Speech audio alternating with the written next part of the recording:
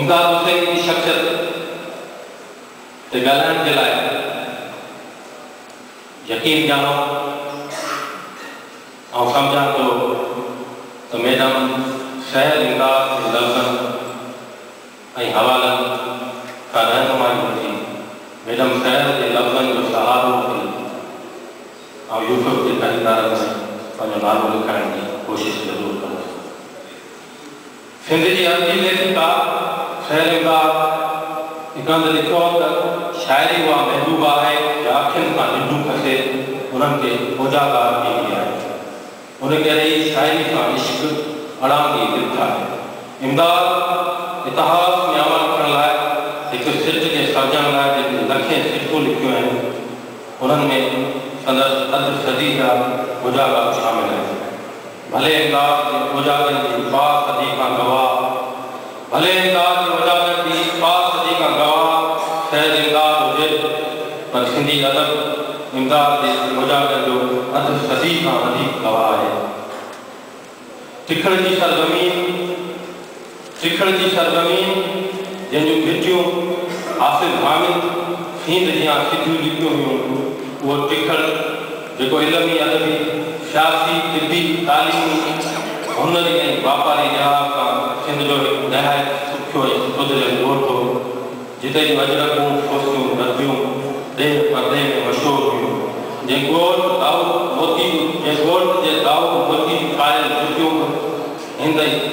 जुतियूं हिंद जो मशहूरु शाइर बि अब्दुल हुसैन सानी शौक़ मचा पाईंदो हो। उहा तिखड़ जिते जी बिजली पली अछी घांगर जे करे मशहूरु हुई। जिते हाजीपुर जो बंदरगाह हुते खां माल अच वञ ऐं वापारु अहिड़े आबूरनि वसीले थींदो हो जिते अननि जा ॿार हुआ, जिते आब कबूल हो, जिते अमन सुख ऐं सुकार हो। जंहिं वॾा तालीमदान सियासतदान पैदा कया तंहिं ॻोठ जूं फिटल जायूं ऐं डठल दीवारूं अॼु बि गवाह कान आहिनि। पर फ़ख्र लाइक़ु ॻाल्हि आहे त तिखड़ जो नालो 1717 जंहिं शाह लतीफ़ जे दौर में ई मौज़ू शाइरी जे हवाले सां तारीख़ में रक़म कयो। ऐं मुमकिन आहे त तिखड़ में उन खां अॻु शाइरी थींदी हुजे। बहरहाल तिखड़ इल्म अदब जो वॾो हवालो हो जिते लाइ मशहूरु आहे त हुते जा माण्हू ॻाल्हाईंदा शाइरी में हुआ। जंहिं पाड़े मां मटिबो हो काल का गुजारत दौर बेस बंसरियुनि हीननि जा मिठा आवाज़ ऐं नड़नि जा दिलि मोहींदड़ आलाप ॿुधण में ईंदा हुआ। जंहिं शाइरी उन्हनि माण्हुनि जे जीन में शामिल हुई। अहिड़े शाइर ऐं विरसे जो मालिक असांजे विच में वेठो आहे। सैयद सगल मोहम्मद शाह जे घर में 10 मार्च 1940 ते जनम वठंदड़ सिंध जो ही सांवल सैयद इमदाद अली शाह 11 सालनि जी उमिरि में सिंधी शाइरी जे समूह में पंहिंजी दाब जा रक्ष विछाइण शुरू कया। कॾहिं वो इमदाद जे रूप में, कॾहिं हुसैनी जे किरदार में, त कॾहिं वरी सांवल जी पोशाक में रात जे समूह में चुबियो हणंदो रहियो। संदसि अधु सदी जे उजागरनि खेसि सिंधी अदब जे आसमान ते बहितरीन कहानीकार नामवर सहाफ़ी ऐं महान शाइर जी हैसियत में नामवर कहानीकार बहितरीन सहाफ़ी नामवर शाइर जी हैसियत बि बख़्शी। हीउ जेको पंहिंजे वॾनि जे इल्मी वारसी जो कमदार आहे, हीउ जेको तिखड़ जे शेर अदब जे लॻभॻि 3 सदियुनि जी तारीख़ जो तसलसल आहे। वदसि उहो शाइराणो विरसो शाह करीम गुलड़ी वारे शाह लतीफ़ खां हलंदो अचे। हू पंहिंजे पर में हिकु मुकमल दौर आहे पर हू पूरे दौर सां गॾु हलंदो अचे। 1963 में नूर रिहान जे हवाले सां संदसि यूनिक शाइरी जो अखियुनि ॾिठो शाहिद अमीन सिंधी आहे जेको पंहिंजूं यादूं ओरींदे इमदाद बाबति चवे थो त 1963 में इमदाद हुसैनी जा नज़म नए समाजी फिक्र खे खयो बीठा हुआ। 1962 वारे अरसे में मारवी विसाले एडिटर जी ज़ीनत अब्दुल्ला चन्ना इमदाद हुसैनी लाइ लिखियो त सिंध जा प्यारा सबूत चल जीअरो रही ऐं तुंहिंजे कलाम में अञा घणो दर्द ऐं असर पैदा थिए जो दिलनि खे घायल करे छॾे।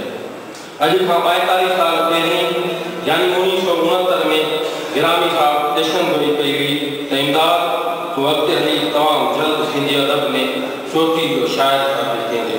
गिरामी साहब लिखे तो इमदाद हुसैनी जो फन सिंधी अदब ऐं शाइरी की दुनिया में जदीद हैयत ऐं असलोब अनोखन ऐं दिलकश तजुर्बनि जे करे हिकु फनी अलामत बणिजी चुको आहे।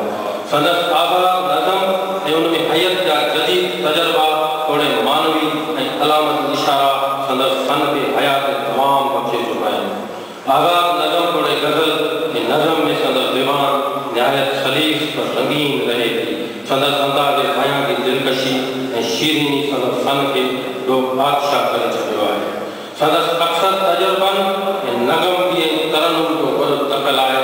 मौसीक़ियत ऐं ख़्याल आफ़रीनी इमदाद जे फन जूं उहे ख़ुसूसियतूं आहिनि जिन संदसि फन खे लाज़वाल तमाम अदा कयो आहे। वन यूनिट ठहण ऐं पहिरीं वासला लॻण खां पोइ सिंधी शाइरी में आयल उन नए ऐं लाज़वाल ॿार ते इमदाद हुसैनी शेख अयाज़ सां गॾिजी शेयर कयो ऐं शेख अयाज़ सां बराबरि हलियो। उहा इमदाद जी अज़मत आहे त हुन पंहिंजे दौर में शेख अयाज़ जहिड़े महान ऐं क़दावर शाइर जे साम्हूं पंहिंजी अलॻि हैसियत मञाई ऐं शेख अयाज़ जे पासे खां परे हिकु मुनफ़रिद निमाया ऐं जदीदत जो निमाइंदा शाइर साबित थियो। उहो ई सबबु आहे त इंडिया जो सिंधी नक़ाद हरचंद अजल खे अयाज़ सां वधीक इमदाद जी शाइरी मोयो ऐं सिंधी ॿोली जे आहे मोहन कलपनाथ एसिताईं चयो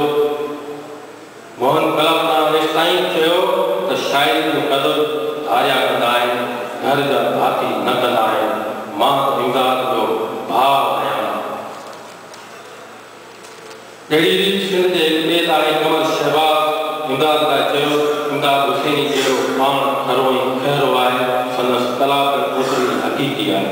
जीअं सोचे थो ईअं लिखे थो, संदसि जोत मां रोशनियुनि जो आबशार फुटी निकितो आहे।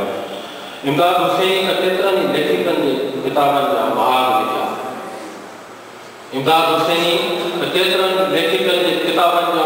लिखिया। पर पाण हमेशह कंहिंखां सर्टिफिकेट वठणु या बाग लिखाइण जे ख़िलाफ़ रहियो आहे। बहरहाल मैडम ख़ैर इमदाद जी ख़्वाहिश ते संदसि मजमूओ शेख अयाज़ बाग लिखण लाइ पहुतो त शेख अयाज़ बणायो त महाग लाइ तवील इंतज़ारु करणो पवंदो।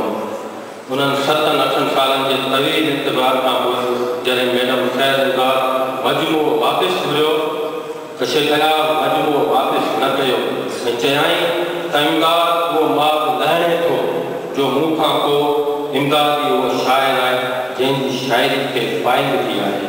बिगोल ख़ैर इमदाद जे त अयाज़ त माल मटायो, पर इमदाद जे शाइरनि जो उहो फ़ाइद अॼु अयाज़ जे कमरे जी कंहिं कुंड में अञा बि महाग जे इंतज़ार में आहे। आख़िर में आऊं इमदाद जे लफ़्ज़नि में जेको थियणो हो सो थी वियो, हाणे अवी छा था सम्झायो।